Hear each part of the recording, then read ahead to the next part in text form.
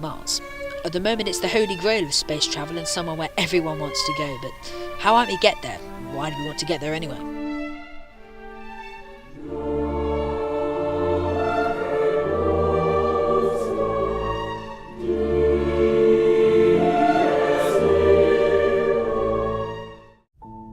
Let's start off by looking at NASA's latest space program dedicated to travelling to Mars, Orion.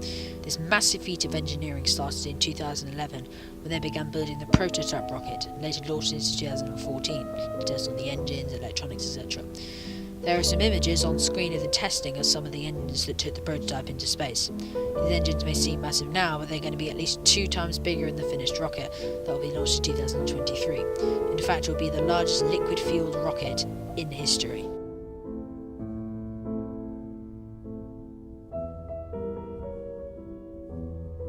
There is a new fuel formula that may be used at some point during the Orion space mission, called hybrid fuels.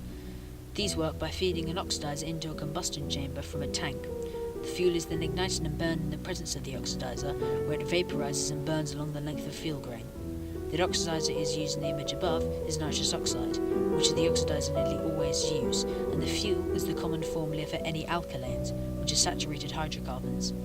These hybrid fuels in rockets are rarely used because they produce massive amounts of harmful gases like carbon dioxide.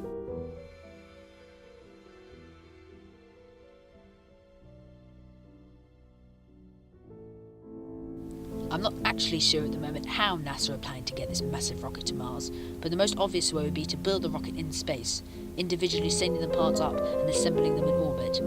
One other option is to do all this work on the ISS and then release it. The reason why would you not want to do it directly from Earth is that it actually takes half of your fuel to get into Earth's orbit. This phenomenon is called a gravity well.